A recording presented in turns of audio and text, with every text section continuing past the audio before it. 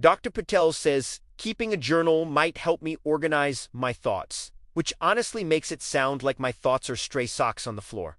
Maybe they are. I'm not sure what I'm supposed to write yet. Today was normal. Work, leftover pasta, and Cleo waking me at 4 a.m. because the hallway apparently offended her. I guess I'll start with this morning? I swear my coffee tasted strange. Not bad enough to dump it, just odd. A little like damp cardboard, but that might be my imagination. Cleo stared at the mug the whole time like she was judging my life choices. Which is fair. Probably it is, if she thinks so. Most of today was uneventful. A slow day at the office, followed by an evening pretending I'd finally clean my apartment. I didn't. Cleo knocked a pen off the table, which I assume was her commentary on my productivity. Hard to argue with her. A few days later, the coffee maker stopped working this morning. Cleo kept weaving around my legs, trying to block me from reaching it, which was annoying because I was already running late. When I finally pushed the button, nothing happened. Dead.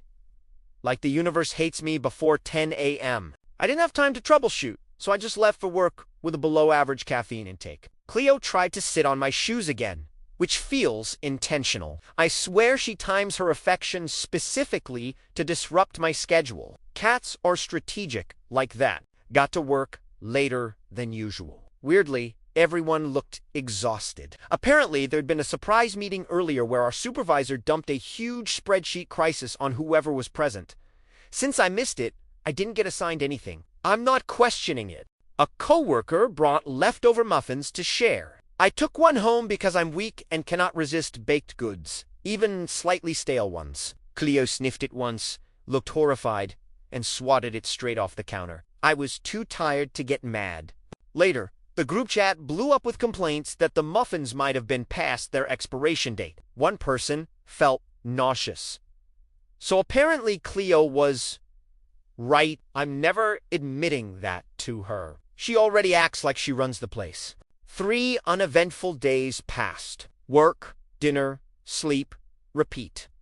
Tried cooking something new and nearly set off the smoke alarm. I also went to grocery shopping. That's how I got the ingredients for the overcooked meal. Guess I need to hit the supermarket again this week. Cleo watched from the doorway with the face of a parent whose child has made a poor choice. Today, I finally decided it was time to replace the coffee maker. The old one has been sitting on the counter like a fallen soldier. Cleo chirped at me as I grabbed my keys, which I interpreted as, "Don't leave me," but could have been "bring snacks." I stopped to pet her, which delayed me by a few minutes. She immediately lost interest afterward and groomed her paw like I'd fulfilled my contractual obligations. When I finally left, the sun felt too bright for my caffeine-deprived eyes. At the store, the model I wanted was sold out. Of course, it was. Out of spite or maybe weakness, I stopped by a cafe for actual coffee. That's where I saw Mara. I legitimately froze. We haven't talked in, 2 years? Maybe more. She looked surprised too, but in a good way. We ended up talking for a while. Nothing heavy, just catching up. It wasn't awkward, which shocked me. She said she never comes to that cafe on weekends. I almost told her I never leave my house without Cleo's permission. We exchanged numbers again. I'm not sure what that means yet.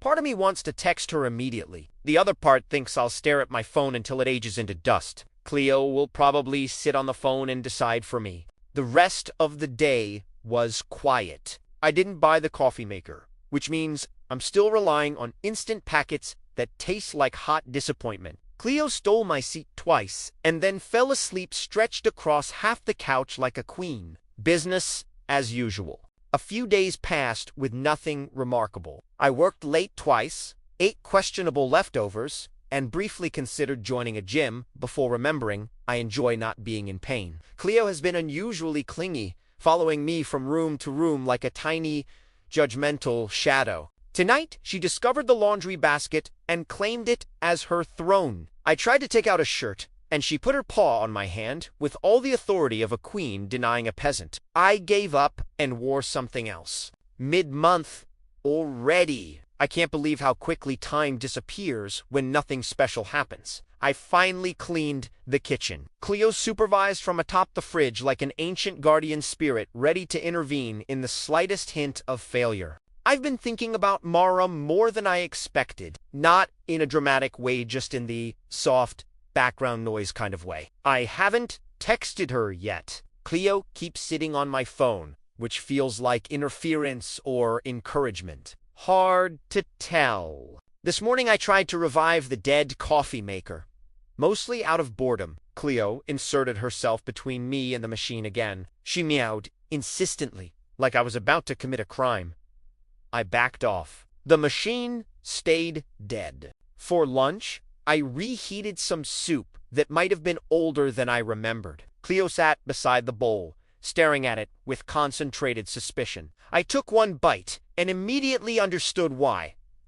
I dumped the rest. She looked satisfied. I'm starting to think Cleo has strong opinions about my survival. Or she just wants my food. Probably the second one. Still, it's weird how often she reacts to things before I do. Cats must be born with built-in hazard sensors.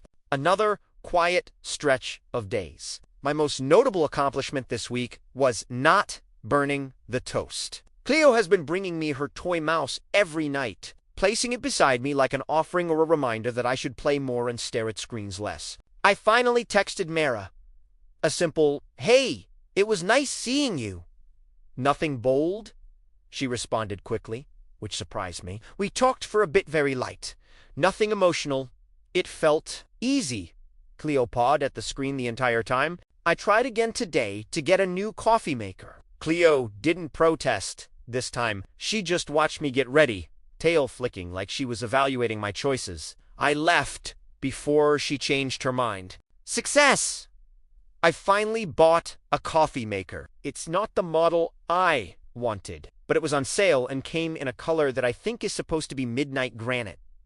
It looks like a small spaceship and will probably outlive me. When I got home, Cleo was sitting exactly where the old machine used to be, like she was guarding the vacant space. She sniffed the new one with the seriousness of a customs inspector and then walked away as if granting approval. Out of curiosity or boredom, I opened the old coffee maker to see if I could fix it. Bad idea. There was a thick patch of black mold behind the water tank, hidden from view. I gagged. It smelled like damp nightmares. I guess that explains the weird taste. I've probably been drinking mold-flavored coffee for weeks. Cleo, meanwhile, sat nearby with a look that could only be translated as "I told you so." She wasn't wrong, so maybe she wasn't being dramatic when she blocked me from using it. Maybe cats just know things. Or maybe she was lucky. Or maybe I'm reading too much into it. Either way, I'm grateful in a low-key, reluctant way. She never know. Texted Mara again today. Nothing deep, just a meme about bad coffee, which felt fitting after the mold incident. She sent back a laughing emoji and a photo of her own cat who looks like a fluffy cloud. Cleo stared at the picture as if offended. I think Cleo assumes she's the only acceptable cat in my life. She curled up on my chest afterward, pinning me in place like she needed to assert dominance. Hard to type when a 7-pound creature decides your furniture. Dr. Patel says small routines help reduce stress. I'm trying. I cleaned the living room, rearranged the bookshelf, and bought a plant I'm determined not to kill. Cleo sniffed the plant, decided it was boring, and ignored it. Sign. Nothing happened today. I worked 8 leftovers and fell asleep on the couch. Cleo slept on my stomach like a warm, mildly judgmental heating pad. Honestly, one of the better evenings I've had in a while. The weather turned cold this week. Cleo has been extra clingy, following me from room to room. She insists on sleeping right next to my head like some kind of furry guardian spirit. I don't mind. It's comforting. I tried making coffee in the new machine. It tastes normal. Normal is nisi. Cleo watched from the counter with cautious interest, as if waiting to make sure this one wouldn't try to kill me. When nothing happened, she looked satisfied. Mara and I made plans to meet up next week. Something casual, coffee or a walk. I'm weirdly nervous. It's been a long time since I've made plans with someone outside of work. Cleo kept nudging my hand while I typed, like she approved. Another uneventful day. Work was busy, but in a forgettable way. I reheated frozen pasta, Cleo stole a noodle, and I watched a documentary I barely understood. My brain felt foggy, but in a harmless way. Cleo knocked a stack of mail onto the floor tonight. Annoying, but one envelope turned out to be a bill I'd forgotten about.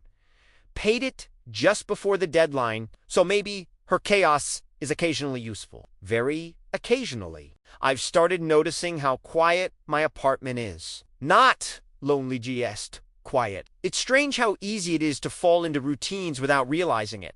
Cleo fills the silence, though even when she is asleep, I know she's there. I tried a new recipe today. It tasted feeny, but I overestimated my ability to handle spices. Cleo watched me cough and fan my mouth while she calmly ate her kibble. She doesn't respect me, and honestly, she shouldn't. Scrolling through old photos tonight, found one of Mara and me from years ago. It made me feel something gentle, not sad exactly, but aware. Cleo had butted my face, which I took as a reminder not to live in past photos. I've been sleeping better lately. Maybe it's the journaling. Maybe it's the new coffee maker. Maybe it's Cleo acting like a protective pillow. Whatever it is, the nights feel calmer than they used to. Quiet week overall. Work is manageable. The plant is somehow still alive. And Clay Hazen Tea knocked anything important off a surface in at least 3 days. Personal best for both of us. Really, tonight, just before bed, Cleo suddenly sat up straight and stared toward the front door. Ears forward, tail still. She didn't growl, just watched intensely. I didn't hear anything, but she wouldn't look away. Not creepy at all. Cleo eventually relaxed and wandered off, but something about that moment stuck with me. Cats stare at nothing all the time. Sure, but this felt different. Still, I'm trying not to overthink. Dr. Patel says I tend to do that. I had my meet with Mara today. We grabbed coffee at the place near the park. It was easy. Surprisingly, no pressure, no awkward silences. We talked about work, her art projects, nothing heavy. Cleo would have hated the attention shift. When I got home, Cleo acted like I'd been gone for 3 years. She meowed nonstop, pacing around me until I picked her up. She's never been great at playing it cool. I guess neither of us are really. Another calm day. I spent the evening reading while Cleo kneaded my leg like she was trying to turn me into bread. Painful but flattering. She fell asleep halfway through, purring louder than the book deserved. Something odd happened with my phone today. A couple of apps froze at the same time. Probably nothing. I restarted it and everything worked. Again, tech is weird. Cleo pawed at the screen afterward like she was checking it for problems. Skipped journaling yesterday. Nothing happened. Just work, leftovers, and a headache. Cleo slept on my back, which somehow helped. Woke up feeling more rested than I expected. The new plant is leaning toward the window a little too dramatically, like it's trying to escape. I rotated it, and Cleo immediately sat beside it, staring like she was supervising its behavior. She takes her duties seriously. Found myself humming today without realizing it. I don't remember the last time I did that. Must be the fresh air. I opened the windows for the first time in weeks. Cleo watched birds like she was plotting a takeover. Mara texted me tonight. Just a simple today was nice. It made my chest feel warm in a way I didn't expect. I told her the same. Cleo tried to walk across the phone mid-conversation like she needed to be included. I had a long, weird dream last night. Couldn't tell you what it was about. Just a sense of movement and voices I couldn't quite place. Not scary, just strange. Cleo was curled against me when I woke up, staring like she'd been watching. The apartment feels calmer lately. I can't explain it. Maybe I'm adjusting. Maybe writing every few days is helping untangle whatever tension I've been carrying. Cleo seems calmer. Too well. As calm as a cat can be. Stopped by the grocery store today, bought too much cereal. Again, Cleo tried to climb inside the bag. Again, some patterns never change. I like those patterns. Tonight I caught Cleo sitting on the kitchen counter, staring at the coffee maker like she was evaluating it. After a few seconds, she tapped it once with her paw, then walked away. Inspection complete, I guess. I'm ending the month feeling steadier. Not perfect, not fixed, but more grounded. The fog that hung over everything a few weeks ago feels thinner now. Cleo curled up beside me as I wrote this. She keeps glancing at the door again, ears twitching, but then relaxes, like nothing's wrong. Whatever she senses or thinks she senses, I trust her. She's a strange little creature, but she's mine. And for now, that feels like enough.